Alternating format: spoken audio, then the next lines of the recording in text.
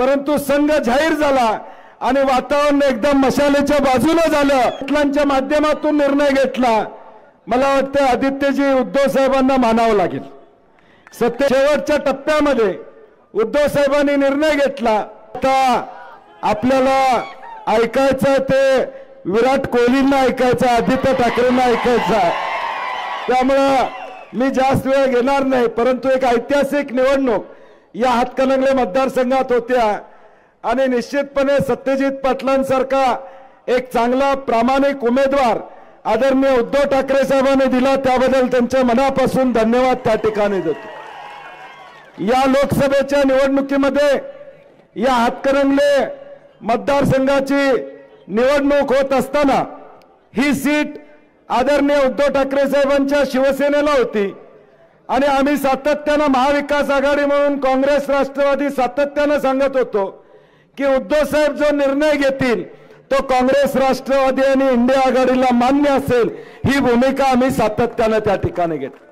आणि म्हणून गेल्या 15-20 दिवसापूर्वी अगदी शेवटच्या टप्प्यामध्ये उद्धव साहेबांनी निर्णय घेतला, सत्यजित पाटलांच्या माध्यमातून निर्णय घेतला।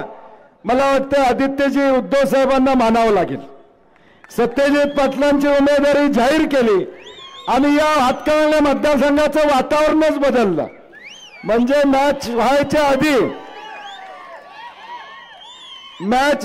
आधी सुरू व्हायच्या आधी त्या ठिकाणी वातावरण वेगळं होतं, परंतु संघ जाहीर झाला आणि वातावरण एकदम मशालेच्या बाजूला झालं। हे आता गेल्या 15 दिवसामध्ये अनुभव आम्ही या ठिकाणी घेतोय। आता आपल्या हातकणंगलेकरांची जबाबदारी आहे।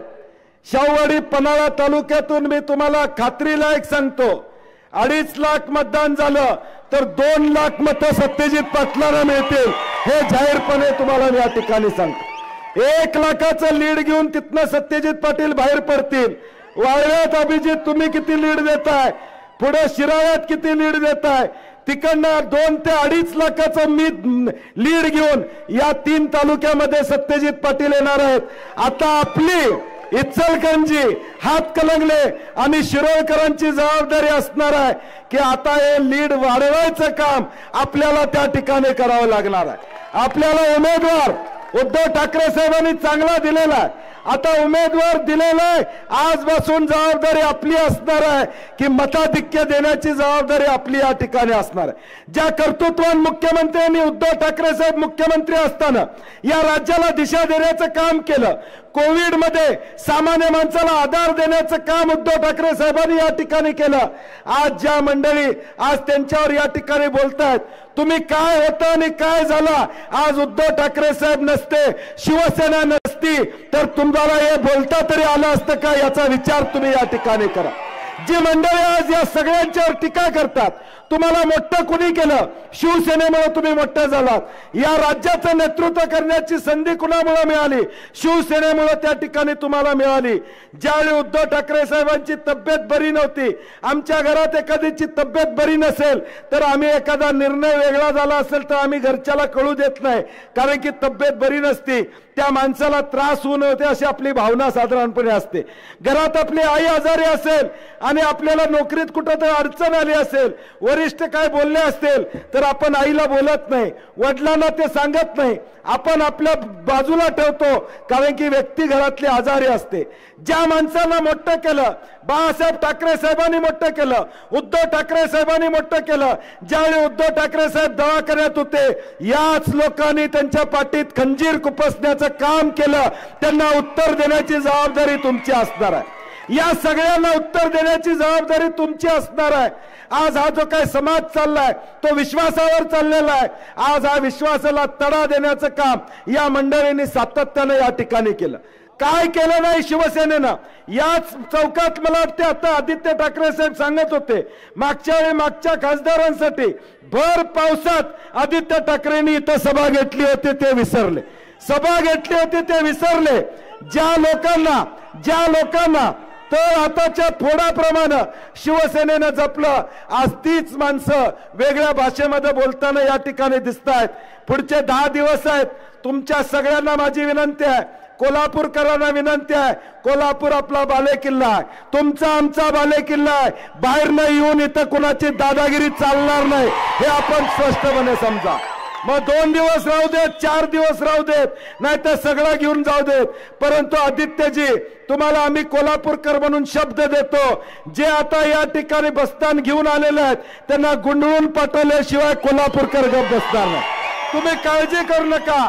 ही कोल्हापूरची भूमी छत्रपती शाहू महाराजांची भूमी आहे, छत्रपती शिवाजी महाराजांच्या विचाराची भूमी आहे, डॉक्टर बाबासाहेब आंबेडकरांना मानणारी ही भूमी आहे. इथं फसवणाऱ्याला तारा या ठिकाणी नसतो.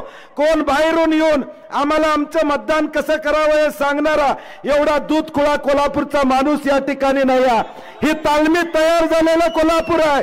कुस्ती कशी लढायची आणि पुढच्याची पाठ कशी खाली करायची हे जाणणारा हा कोल्हापूर आहे. आणि म्हणून पुढच्या 7 तारखेला सत्यजित आबा आपला उमेदवार आहे, पाटील आहे.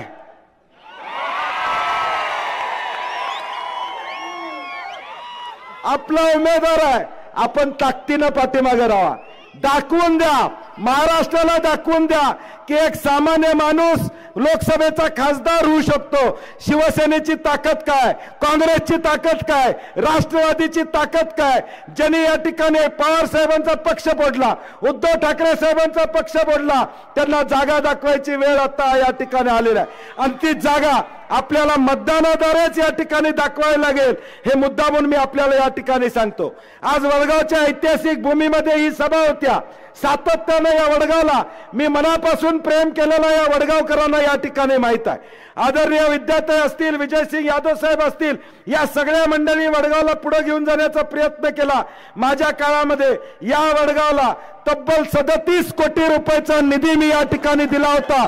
हे वडगावातल्या गल्ली गल्लीतल्या माणसांना या ठिकाणी माहित आहे. हा हातकणंगले तालुका मोठा तालुका आहे. या तालुक्यावर जिल्ह्याचं लक्ष असणार आहे आणि म्हणून आपल्या सगळ्यांची जबाबदारी आहे की येणाऱ्या भविष्यकाळात ऐतिहासिक असा विजय मिळवायचा आहे. उद्धव ठाकरे साहेबांना आम्ही विनंती करणार आहे, आदित्यजी ज्यावेळी या ठिकाणी निकाल लागेल कोल्हापूरला विजयी सभेला तुम्ही यावं लागेल.